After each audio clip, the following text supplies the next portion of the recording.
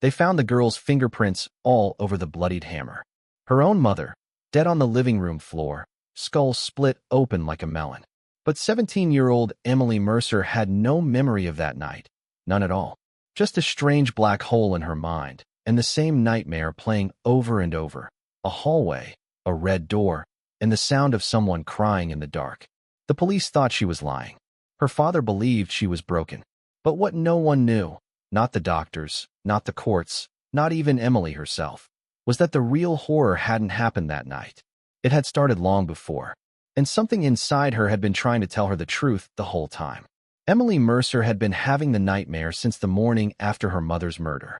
In it, she was always standing at the end of a long, narrow hallway. The wallpaper was peeling, yellowed with time. The floor creaked beneath her bare feet. At the far end, there was a red door, chipped, faded, like something from a forgotten motel. A woman sobbed behind it. Loud, ragged, aching sobs. But no matter how fast Emily ran, the hallway stretched on and on. She never reached the door.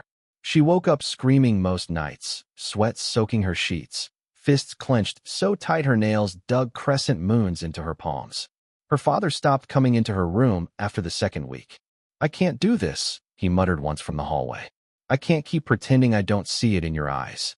That look, that emptiness, like her soul had been scraped out and replaced with something blank and dangerous." It had been 73 days since her mother's death. The trial wasn't for another 2 months, but the town had already decided. Headlines called her the Mercer Girl, like she was a monster in some horror flick. Her friends disappeared. Teachers stopped meeting her gaze. And Dr. Chowdhury, the psychiatrist the court assigned, kept scribbling notes behind horn-rimmed glasses, asking the same questions over and over. "Tell me again, Emily, what's the last thing you remember?" She'd always answer the same way. "Brushing my teeth. Then I woke up on the kitchen floor, covered in blood." Dr. Chowdhury would nod, tap his pen, and whisper something to the nurse. "Dissociative amnesia," they said. "Trauma-induced memory loss. Possibly a fugue state." The fancy terms didn't help Emily sleep. They didn't make the red door stop appearing every time she closed her eyes. She didn't know if she'd killed her mother. That was the truth. And that was the most terrifying part. But then one morning, during a routine session, Dr. Chowdhury paused mid-sentence. "Emily," he said, lowering his pen, "have you ever heard of state-dependent memory? It's a theory suggesting certain memories can only be accessed under the same emotional or physical conditions they were encoded in." She blinked. "What does that mean?" He leaned in.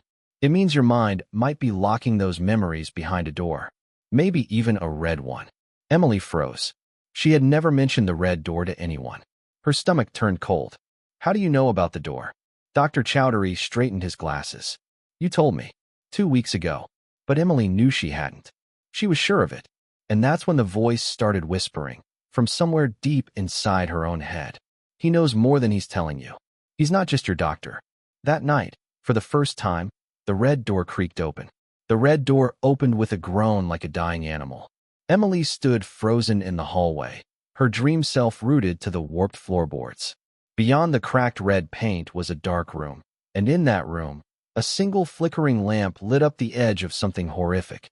A bare mattress, stained and torn. Leather straps dangled from its corners. And sitting in the corner, knees pulled to her chest, was a little girl with blood on her nightgown. Emily woke up gasping, the taste of metal thick in her mouth. She had bitten her own tongue in her sleep. The sheets were soaked again. But something was different this time. Not just fear. Recognition. That little girl in the dream, it wasn't some made-up version of herself. She remembered that face. Those chipped front teeth. The scar above her eyebrow from a fall down the stairs when she was 8. That girl was real. That was her. She was remembering something.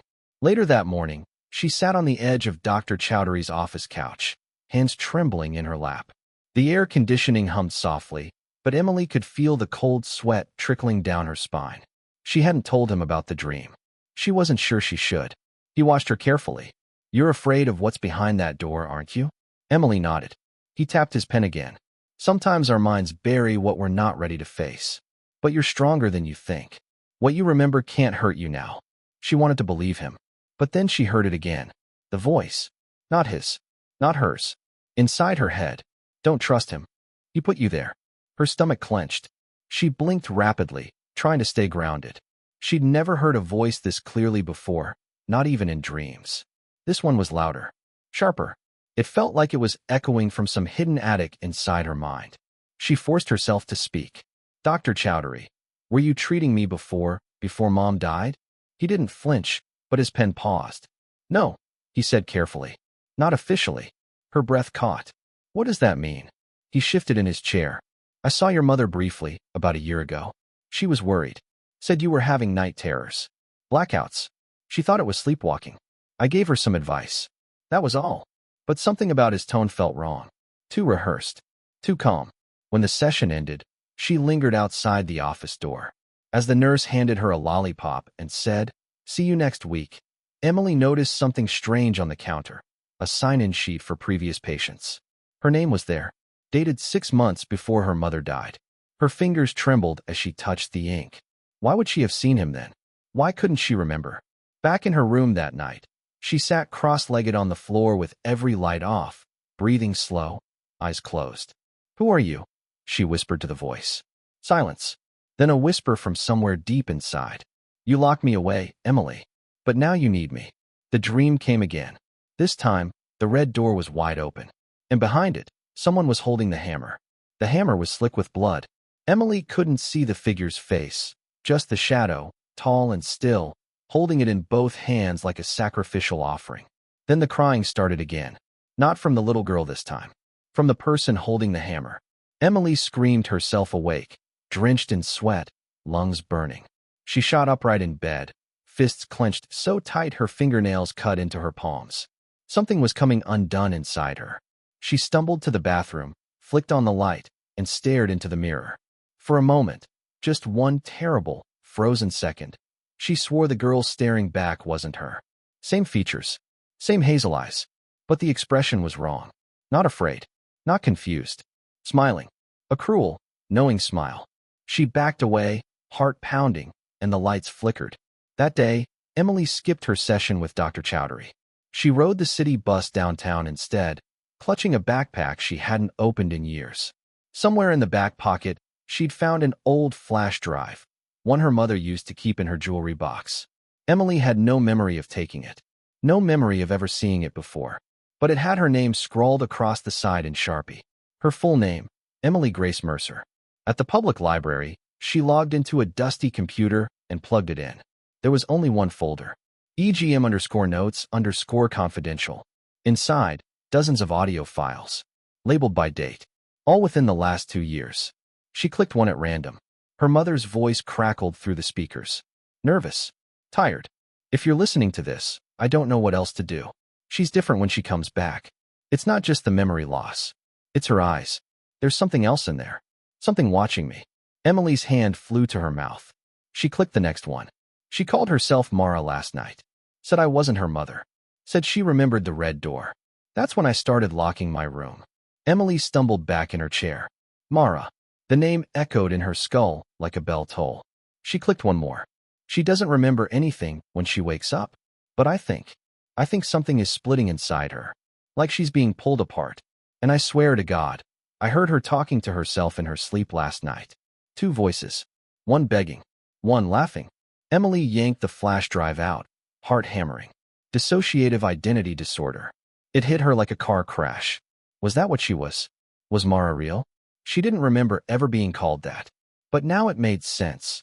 The missing time, the voice in her head, the dreams, the files. Her own mother had known something was wrong and never told her. Back home, Emily locked the door behind her and sat on the edge of the bed.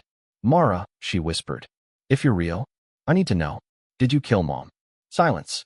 Then a quiet, childlike laugh. "She had to die," the voice said. "She was trying to make us disappear." Emily's blood ran cold. And in the mirror, her reflection blinked, but she didn't. Emily stayed in her room for 3 days. She barely ate, didn't shower, barely moved except to scroll through the audio files on the flash drive, one after another, each one unraveling the truth a little more. Her mother had known for over a year. She'd documented everything. The sleepwalking, the blackouts, the new personality Emily would shift into under stress or fear. A cruel, mocking version of herself, Mara, who spoke in riddles and refused to acknowledge anyone as family. In one of the later recordings, her mother sobbed openly. "She looks like my baby, but it's not her. It's not her. I locked the knives up, but she found the hammer. She always finds something." Emily couldn't breathe. Every word chipped away at the possibility that she was innocent. The police had blamed it on suppressed rage, childhood trauma. But Emily had never remembered anything that bad. Nothing big enough to fracture her like this. Until now.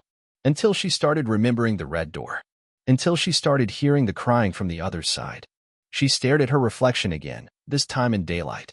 "Mara," she whispered, barely moving her lips. "Why are you here?" The voice didn't speak, but her fingers moved. On their own. Her right hand slowly raised to her lips and traced a silent line across her mouth. "Shh." Emily's stomach turned. She bolted from the room, grabbed her coat, and ran. She needed answers. Not from Chowdhury. Not from court-appointed therapists. From someone who could see what was happening inside her. At the University Psychiatric Institute 2 towns over, she met with Dr. Rachel Lemieux, a neurologist and trauma expert who specialized in dissociative disorders. It took 3 hours of pleading and 2 panic attacks before the woman agreed to a private evaluation. In the sterile white exam room, Dr. Lemieux had her lie down, eyes closed, soft music playing. "Sometimes a sensory trigger can open locked memory channels," she said. "We'll try a technique called guided imagery. Are you ready?" Emily nodded. "Now, go to the hallway. You know the one." The red door appeared instantly. "Open the door, Emily." Her throat clenched. "I can't." "Yes, you can." And this time, she did. The light inside was dim and yellow. The mattress was there. So were the straps. And a man, sitting in the corner, watching her. Emily's voice cracked in real life. "I see someone." "Describe him," Dr. Lemieux said gently. "He's old. Beard. Glasses. Wearing a blue sweater with a patch on the elbow." Her hands started shaking. "He's reading something. A file. My file." Then the man turned to face her. And Emily screamed. Because it was Dr. Chowdhury. Back in the real world, Emily shot upright, eyes wide. "Dr. Lemieux," she gasped.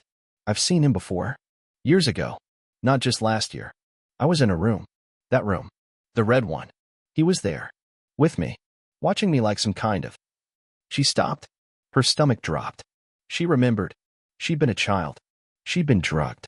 And someone had paid to keep it quiet. Dr. Lemieux's face had gone pale. "Emily, are you saying you were institutionalized as a child?" Emily's lips trembled. "I think I was." "And no one told you?" Her voice cracked. "Not even my mother." That night, Emily stared at the red door again. And this time, she was the one holding the hammer. Emily couldn't sleep that night. The hammer. Her mother. The red room. Dr. Chowdhury. It was all crashing together in her head, no longer a nightmare, a memory. Twisted, murky, but real. She sat in the corner of her bedroom, legs tucked to her chest, trying to stay awake, afraid of what she might become if she closed her eyes. The whispering voice, Mara, had gone quiet. But that silence felt even more dangerous. Because now Emily knew where to look. There had always been something strange about the attic in their old house, the one they'd lived in before moving to the suburbs. Her mother had once said the floorboards up there were too loose to walk on. "You'll fall through," she warned. Emily was 9 when they left that house. And she never remembered why. Until now. That morning, before anyone could stop her, Emily took a bus to the east side of town and stood outside the crumbling 2-story home where she'd once lived. The windows were boarded, the lawn overgrown, but the front door had been left unlocked by whoever had broken in last. She climbed the stairs slowly. Each step creaked like a groan from the past. The attic smelled like dust and rot. Sunlight slashed through broken slats. And there, just like she remembered, was the square in the floor with the uneven panel, the one that had always sounded different when stepped on. Her hand shook as she pried it loose. Inside the compartment was a dusty shoebox. She pulled it out slowly, heart pounding. Inside, Polaroids. Dozens. Photos of her. As a child, maybe 6 or 7. Wearing a hospital gown. Strapped to a bed. Her eyes glassy, vacant. In some, there were people standing behind her, faces half out of frame. One of them unmistakably wore horn-rimmed glasses. Dr. Chowdhury. She dropped the box. The photos scattered across the floor like dead birds. There were also papers. Handwritten notes. One read. Patient, Emily Grace Mercer. Age, 7. Condition, initial diagnosis, trauma-induced fugue state. Symptoms: severe dissociation, auditory hallucinations, alternating identities present. Mara seems dominant during episodes. Mother insists on private treatment. Records sealed by request. Facility: Whitbridge Behavioral Unit. Emily's breath caught. She remembered the name now. Whitbridge. It had been shut down when she was 10. There'd been rumors, abuse, malpractice, even illegal experimentation. But her mother had told her it was just a place for rest. The betrayal burned her throat. She looked down at her hands and didn't recognize them. For a moment, they weren't hers. They were too still, too calm, as if someone else had taken over. "Mara," she whispered. No answer. Just a memory that wasn't hers, a man's voice echoing in her head. She won't remember any of this when she wakes up. Just keep her sedated until the treatment sticks. Emily staggered back, tripped over the box, and hit the floor hard. And then a whisper, not from inside her head this time, but from the dark corner of the attic. "You forgot about me, Emily." She turned. A little girl was sitting there. The same scar above her eyebrow. The same chipped teeth. Herself, but younger. And crying. "Why did you leave me there?" The girl whispered. "Why didn't you come back?" Emily opened her mouth to speak, and felt the world tilt sideways as everything went black. She was no longer in the attic. She was inside the red room again. The walls were padded. The lights flickered overhead in a rhythm that made her head throb. Emily blinked, disoriented, trying to ground herself, but her body wasn't responding. Her arms felt heavy. Her legs, numb. Leather straps coiled around her wrists like snakes.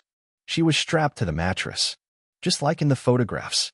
Panic surged, but she couldn't scream. Her mouth wouldn't open. Something invisible weighted shut. This wasn't a dream, not like the others. It felt sharper, realer. She could smell antiseptic and mold, hear the high-pitched whirring of fluorescent lights, the ticking of a clock she couldn't see. And in the corner, the little girl sat, knees pulled up to her chin. But she wasn't crying anymore. She was staring at Emily with wide, empty eyes. "You left me here," she whispered again. "You let them do things." Emily tried to speak, to explain, to apologize. But her younger self only shook her head. "You don't get to forget. I remember everything." The lights flickered, and suddenly, the girl was gone. In her place stood Dr. Chowdhury, but not the version she knew now. Younger, without the graying beard. He looked down at her with clinical detachment and scribbled something on a clipboard. "She's responding well to compartmentalization. Mara surfaces under extreme duress. We'll try another injection to reinforce the split." Emily screamed, but no sound came out.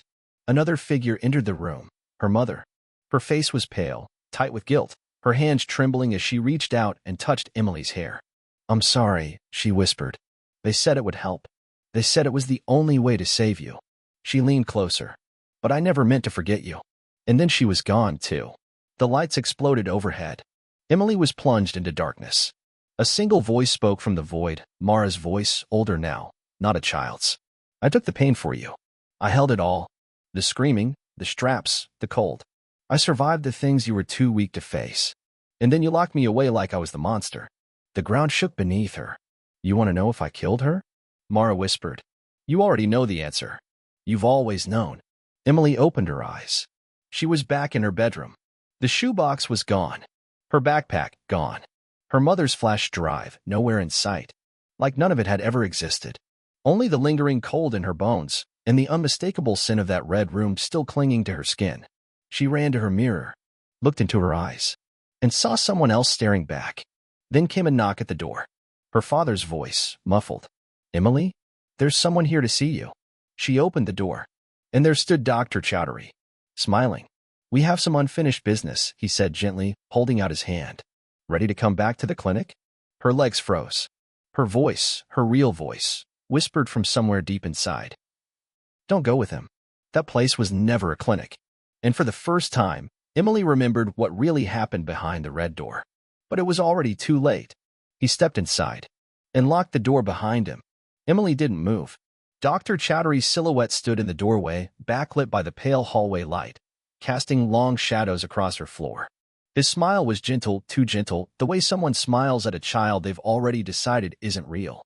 "I think it's time we talked about what really happened that night," he said. Emily's mind reeled. Her fingers curled at her sides, trembling. "I remember," she said, voice low. "I remember everything." His smile didn't falter. No, you remember pieces. Your mind stitched together a version it could tolerate. But we both know the truth is more complicated. Emily stepped back, bumping into her desk. Her breath came fast, shallow. You drugged me, she said. When I was a kid, you strapped me down and tested things. My mother, she paid you to erase me. Dr. Chowdhury exhaled slowly, as if he pitied her. Your mother was scared. You were violent. Detached. You'd already started to fracture. I tried to help. I told her we could contain Mara before she became permanent. I wasn't the monster. Emily snapped. You made her. And suddenly, she felt it again, that shift. Like a tremor deep inside her bones. The air around her dropped 10 degrees. Her vision blurred. And in the mirror, she saw herself smile. But she wasn't smiling. Mara was. Dr. Chowdhury noticed it too. His face hardened. She's still in there. Emily's voice came out softer now, but not hers. I never left, said Mara. Dr. Chowdhury reached into his coat pocket. I'm going to give you something, he said slowly. It'll help you sleep. We'll talk more once you're it. But he never finished the sentence. Emily, or Mara, lunged. The syringe flew from his hand. He stumbled backward, crashing into her dresser. Something cracked, wood or bone, she couldn't tell. And just like that night, there was a hammer, still tucked under her bed. The one her mother had hidden just in case.